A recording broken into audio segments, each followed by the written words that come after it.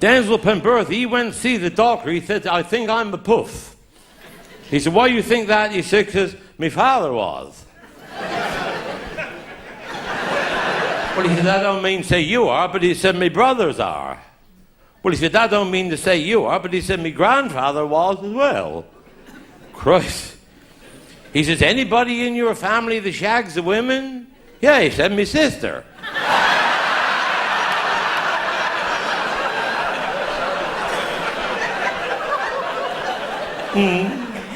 But I had a very rough start, ladies and gentlemen, in life. I wanted as a child.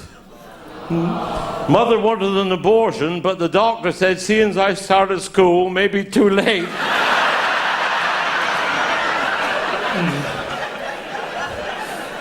And then I had my first girlfriend down St. Just. Well, a lovely woman. And she said, come over Friday night and meet my parents. Wasn't that lovely? And then when they're gone to bed, we'll have a meal with the parents, and then we'll have sex. I said, Christ. I'd never done that before. But she said, go to the pharmacist and get some condoms, and when they're gone to bed, we'll have a go. Christ. Well, I was only 31.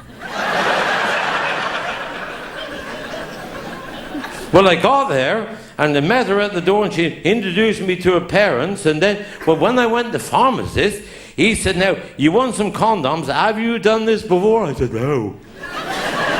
He said, you know what to do? I said, no. Well, he said, the shop is empty. He said, I'll give you half an hour and tell you what you should be doing. Well, he was very good. He told me all about the bits. Well, he was very helpful. Now, he said, you want some condoms? You want a packet of 3, a packet of 10, or a family size? Oh, I said, I'll have a family size. I'm going to do a lot of shagging. I'm over to go semi-professional.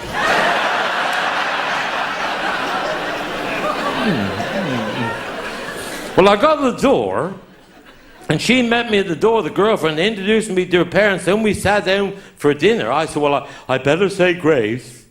Well, I said grace, and then I went on praying. Half an hour, I still prayed. And the girlfriend said, I didn't realize you was that religious. And I said, I didn't realize your father was a pharmacist.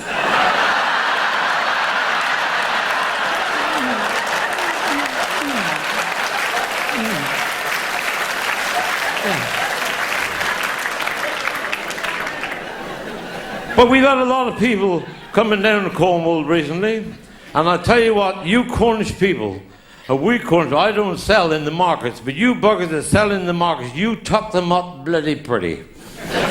Serve a bastard's right. Because the bloke come down living by us, and he went in the market, and he said to the bloke, he said, I want a rooster. He said, no, you don't want a rooster, you want a cockerel. It'll cost you a bit more money, but you'll be better off with a cockerel. We said, I didn't know. Oh, he said, I wouldn't tell you wrong.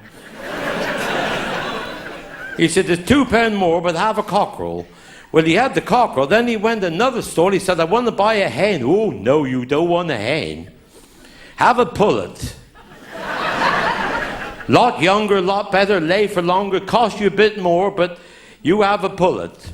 Well, he said, I'll take your word, because I know you could trust you people. Well, he said, I always wanted a donkey. Well, he seen the man, he said, I want to buy a donkey. Oh, no, you said, you don't want a donkey, you want an ass.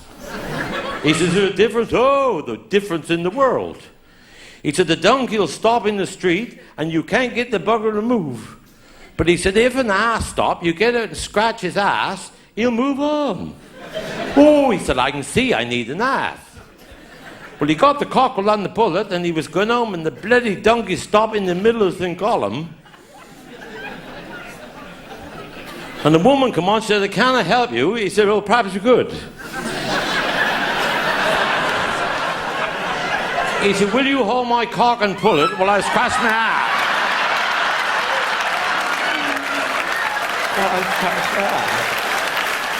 We've had an old pair staying with us.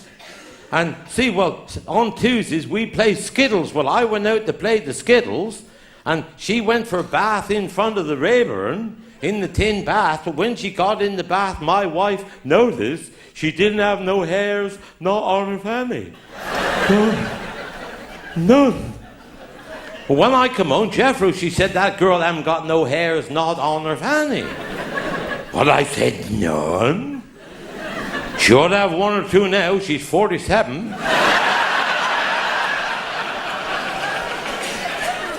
I said, no, that's great. I said, must look like a bloody money box.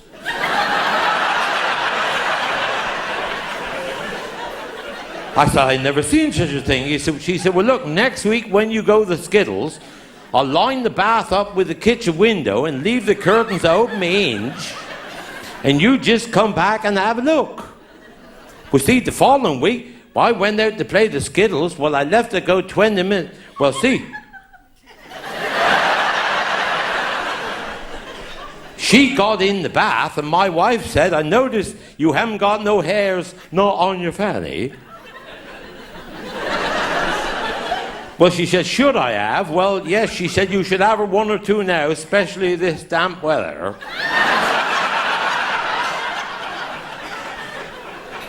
Well, she said, if you got hairs on your fanny, Christ. She got about 3.5 acres of brambles, my wife. Well, see, my wife got her fanny out showing now. Well, when I got home, she said, did you have a look at that girl's fanny? I said, I did, but I said, what do you want to get your fanny out for? Well, she said, makes no difference. You've seen my fanny 1,000 times. I said, I have, but the bloody Skittle team hadn't.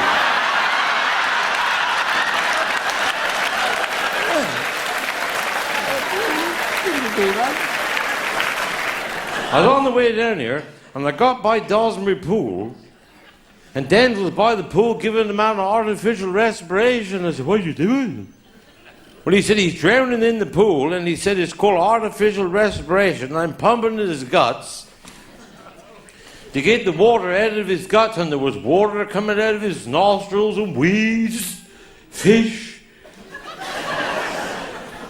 He said, if I keep pumping long enough, he'll start to breathe again. Shit. I said, if you don't get his ass out the water, you pump the bloody pond dry. I was out here this afternoon eating the pasty, and someone and his dog kept jumping up. I said, do you mind if I throw your dog a bit? She said, not at all. And I picked up and threw it about 80 yards.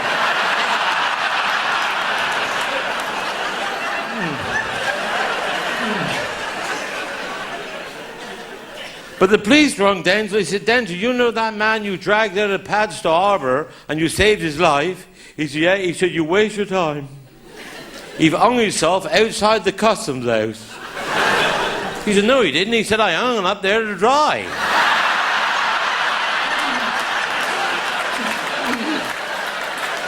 It was Denzil's birthday last week, and his wife baked him a lovely birthday cake, but she didn't have any silver bowls to put on the top.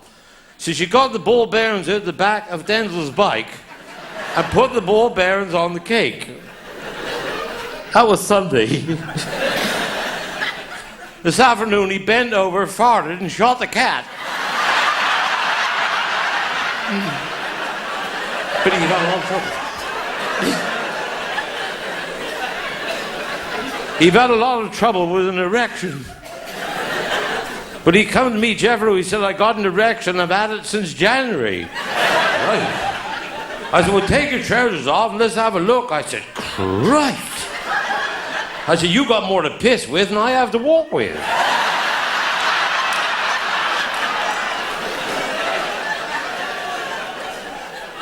I said, why don't we hit the hen with a hammer? He said, well, I tried beating it against the wall, but the bloody wall fell over. I said, look, tonight we'll get in Penzance, and we'll get on the train, and we'll open the window of the train and stick your cock out the window, and perhaps all that cold air will help. Well, we opened the bloody window in Penzance, and we got up nearly up to Camborne.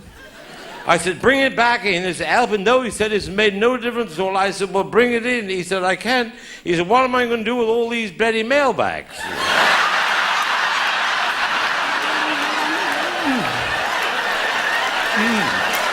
But my wife, yeah.